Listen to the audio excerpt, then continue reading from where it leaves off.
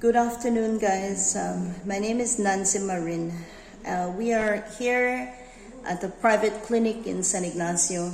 We're facing massive injustice by the police, and I am making a public plea to the media, to any legal minds out there that can assist, but to the general public that we need to stand together. I guess you guys have heard through the medias and through the social media about the case of Mr. Ramiro de la Rosa, where he lost his father to COVID in December of last year. The family is still mourning and, still missing their loved one.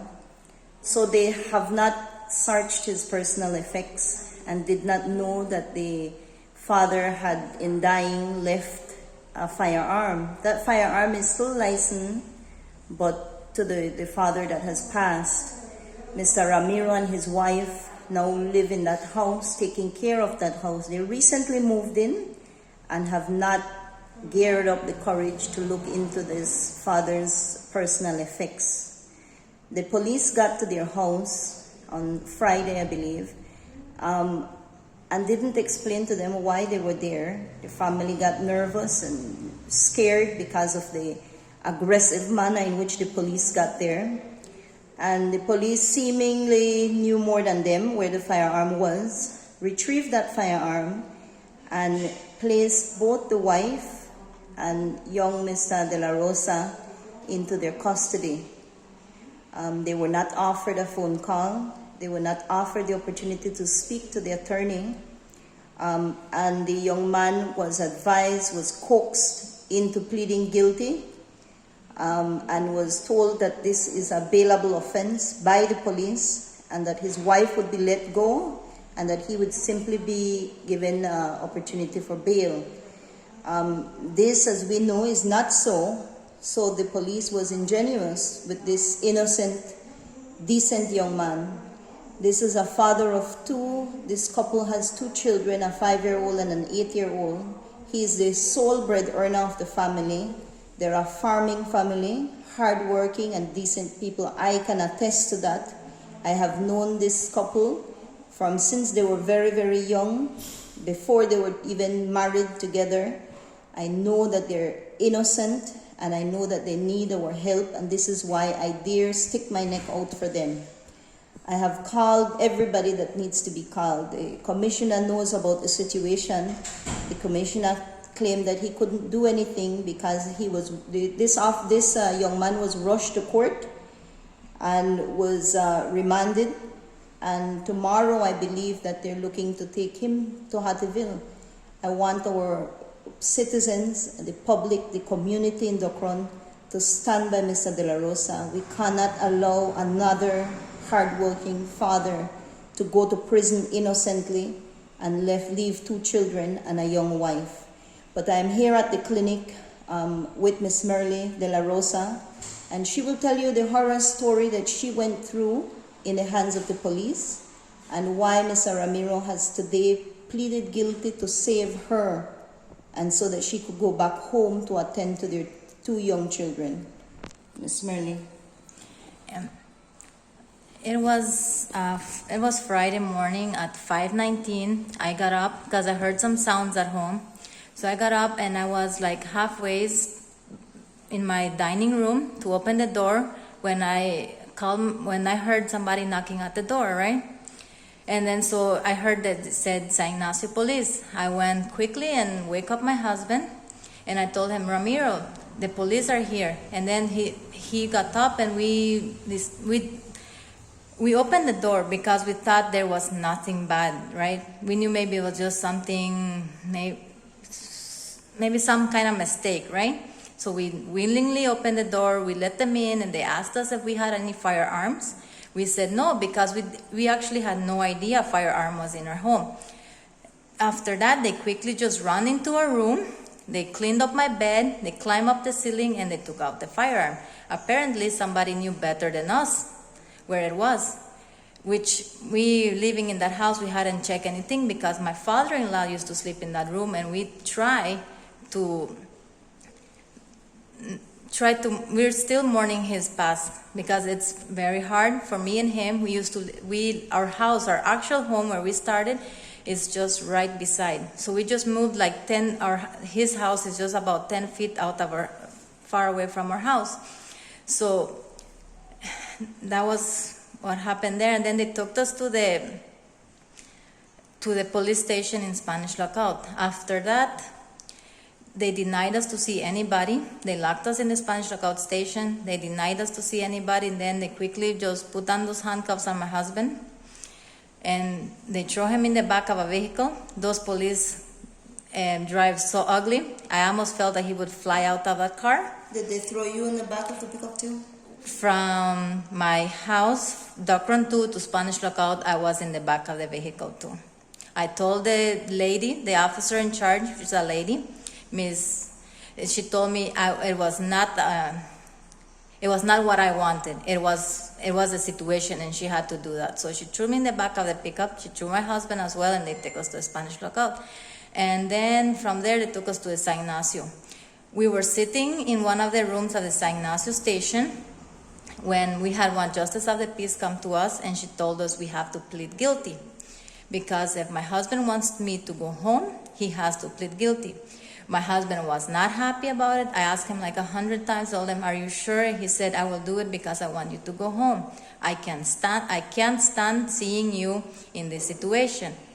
And then, but he thought about it, and he told me a lot of times, "But I'm not guilty. How can I plead guilty?" And then we talked about it, and he didn't want to do it. But just because seeing me in the situation I was, and we had left our kids at home, which they dragged them out of the beds as well. Like if we were some tremendously bad criminals, I had to find somebody where to leave my kids at 5:19 in the morning. And then after that, my husband told me that he would plead guilty.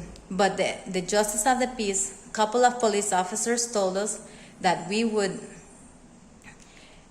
I would go home and he would go home with me after pleading guilty, because they will only give him a fine of $1,500.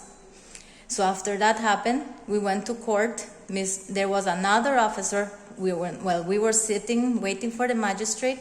He told us again, "You know already what to do.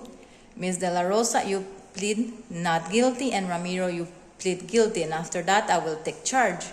So we went up there and we did as we were told. And after that, they didn't give him much options. They just asked us, "Are we guilty?" I said, "No, not guilty." And then they asked him, and he said guilty, right? But after that, they didn't give him a chance to explain why or anything. And he tried to explain to the lady, to the magistrate, that he was not guilty and why he had pleaded guilty, but the lady gave him no option. Me, as his wife, I can say that he is the perfect husband. He loves me and loves his kids, as I think there's no man in the world loves his family as much as he does. It hurts me to see him in that situation with handcuffs, because he is not that kind of person. He is a very humble man. A lot in our village know, and he would actually stop eating to give somebody else food. We thought he had lots of friends, a lot of people that love him. He always tries to help people. We go to church every Sunday. We had a church service on Friday evening, which we did not attend because of this problem. So I'm asking for anybody that can give us any help. Please help us. Ramiro is an excellent person. He does not deserve what he's going through. And if anybody out there can help us, please, I beg you, help us, please, because this is it's an injustice. He is not a criminal as he is pointed to be, and he is a very good person. Guys, the reason we are at the clinic and not at the police station is because Mr. Ramiro has underlying health issues, namely with his stomach and his lungs. He was put in a hot cell and then taken out early in the morning to a cold shower, and that triggered off his illness, and we had to call the doctor to come see him at the station. The police officers at the time refused to believe that he would get sick so rapidly. I guess they didn't know he had underlying issues or don't know about lungs and stomach illnesses. They insisted that they were going to remove him from the clinic, and we had to fight our way, calling the OC, calling the Commissioner of Police, all day yesterday bothering people just to keep this decent, innocent citizen in a clinic and not in a cell room. When he was taken into the cell, he was taken into a filthy cell with other prisoners, and nobody was wearing a mask. That was attested by the doctor that went to see him, and the doctor lectured the police about having people not wearing masks, and nobody was tested for COVID in there. You can imagine that somebody that just lost their father to COVID being thrown into a cell with prisoners that he didn't know, and nobody's wearing a mask. He felt like his life was being put at risk, and it was. And he got a panic attack. And of course, the cold shower triggered his underlying health issues, and he was brought to a private clinic because the family feared to go to a public hospital for no other reason. The police really treated this family like criminals, and I beg the community and the country at large that we cannot allow a hardworking, innocent father to go to prison and leave a young wife and 2 innocent children to their destiny, just because the police does not want to understand, and because he was fooled into a plea, he was fooled into lying to our courts. These nonsense about quick convictions just to get a high rate of conviction by the police is ridiculous, it's unacceptable, and these are the injustices that we must stand together against. Tomorrow morning, we will be out there in front of the police station demanding justice for Ramiro, and I invite anybody that wants to come out and stand with this family to please do so. Share this video, talk to anybody that we can, anybody who is anybody that can raise their voices and say we don't want another innocent father to go to prison for 3 years for something he did not do, something he's innocent about. So please share and please support this effort. Thank you.